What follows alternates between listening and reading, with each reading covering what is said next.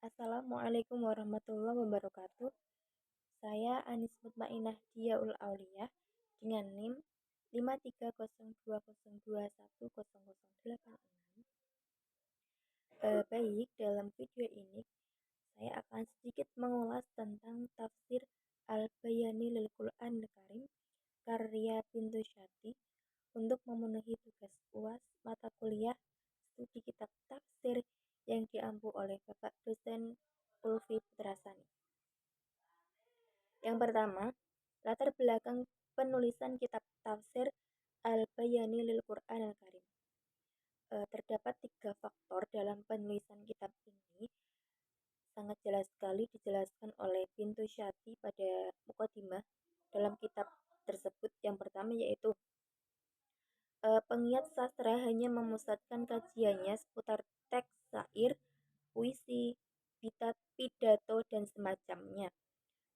Nah, menurut Bintu Syati, hal yang membuat kajian semaksimal mungkin itu bukanlah berbagai teks, syair, pidato, dan lainnya. Akan tetapi, yang membuat maksimal itu adalah objek yang dipakai ini adalah Al-Quran.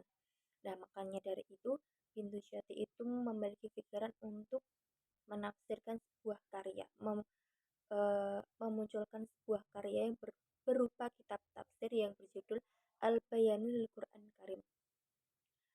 Untuk latar belakang yang kedua yaitu melihat keminiman mufasir menggunakan pendekatan sastra bahasa. Nah, di sini salah satu penyebab bahwa tafsir ini itu menggunakan corak kebahasaan. Yang ketiga yaitu Amin Al-Khuli melakukan pembaharuan dengan mengembalikan teks penafsiran berpijak kepada Mafi Anas dan Mau Haula Anas, yang mana diajarkan kepada Bintu Syati. Nah, setelah Bintu Syati itu menerima ilmu dari Amin Al-Khuli, inilah yang menjadi salah satu penyebab dari faktor dikarangnya kitab tafsir Al-Bayani lil Quran Karim oleh Bintu Syati tersebut. Selanjutnya yaitu sistematika penulisan kitab tafsir. Yang pertama, Bintu Syati menyebutkan secara utuh. Beliau menjelaskan riwayat-riwayat mengenai golongan makiyah atau madaniyah dari surat ataupun ayat yang beliau tafsirkan.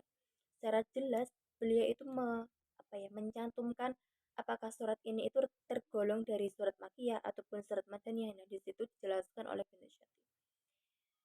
Selain itu, Bintu Syati juga menjelaskan asbabun nuzul dari surat-surat yang beliau tafsirkan. Nah, dan beliau juga menjelaskan ayat yang ditafsirkan ini secara rinci. Bisa dikatakan beliau ini menggunakan metode tahlili karena penafsiran ayatnya ini secara rinci. Seperti itu. Selanjutnya yaitu corak. Corak penafsiran dalam tafsir Al-Bayani lil Quran Karim ini menggunakan corak kebahasaan yang sebelumnya sudah saya singgung terlebih dahulu dalam latar belakang kepenulisan, yaitu salah satunya itu keminiman sahabat dalam penggunaan bahasa.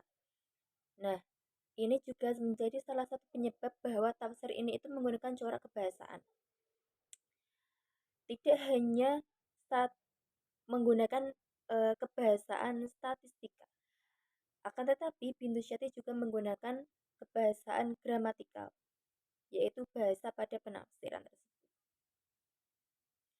Adapun kelebihan dan kekurangan dari kitab Al-Bayani lil Quran Karim ini, yang pertama, kelebihannya yaitu Bintu Syati merupakan intelektual Islam yang banyak memberikan sumbangsih pikirannya untuk memajukan ilmu tafsir. Walaupun beliau ini seorang perempuan, tetapi kegigihan untuk belajar, bahkan beliau ini sampai mengarang sebuah kitab tafsir. Dari sini dapat disimpulkan bahwa saya yang untuk mengarang sebuah kitab itu tidak hanya untuk kaum laki-laki saja.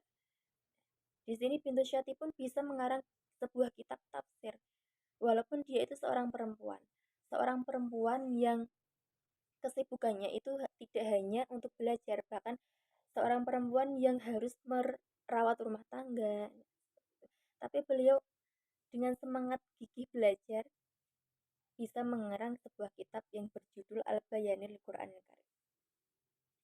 Untuk kelebihan yang selanjutnya yaitu menyebutkan komentar ulama, kemudian memberikan koreksi dan pembenaran. Beberapa ayat Al-Quran yang dikomentari oleh para ulama. Nah, di situ disebutkan secara rinci oleh Bintu Syati. Tidak hanya disebutkan koreksinya saja, bahkan Bintu Syati itu membenarkan apa yang menjadi koreksi dari para ulama tersebut mengenai kitab tafsirnya. Yang selanjutnya yaitu ayat-ayat yang setema disusun berdasarkan kronologi pewahyuannya. Nah, sudah jelas ya di sini bahwasanya menyebutkan berdasarkan kronologi. Sudah jelas bahwa ini menjadi suatu kelebihan dari kitab tafsir Al-Bayani lil Quran. Ada 3 kelebihan. Selanjutnya, untuk kekurangan dari kitab tafsir Al-Bayani lil Quran Al-Karim ini, yang pertama, Bintu Syati kurang konsisten dengan metode penafsiran yang ditawarkan, yakni mengkaji tema tertentu.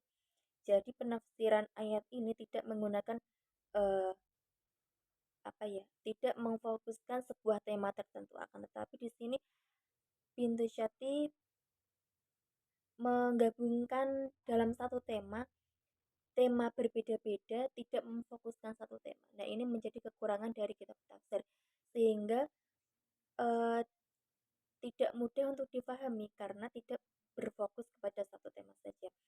Harus benar-benar mengkaji kitabnya agar benar-benar paham apa sih sebenarnya isi dari kitab tersebut, karena tidak memuat satu tema saja. Beliau itu menggabungkan beberapa tema lalu dikaji. Kekurangan selanjutnya, banyak istilah prosa dan syair tidak dipakai dalam Al-Quran saat itu.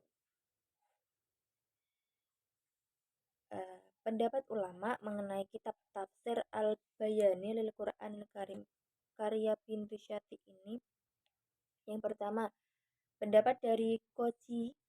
Beliau menilai bahwa Bintu Syati ini sebagai pembaru kontemporer namun bersifat egosentris. Yang kedua, menurut ulama Johnson, Bintu Syati ini bukan perempuan pertama yang menulis tafsir, melainkan posisi metodologis, akan tetapi dipertaruhkan dalam percobaan tafsirannya. Yang ketiga, menurut Isa J. Baulata, mengatakan bahwa meskipun Bintu Syati ini memiliki pandangan yang konservatif, namun tafsirannya sebuah usaha yang berani pada perkembangan metode tafsir modern. Sekiranya seperti itu yang bisa saya jelaskan. Banyak sekali kekurangan dari penjelasan saya. Saya mohon maaf. Assalamualaikum warahmatullahi wabarakatuh.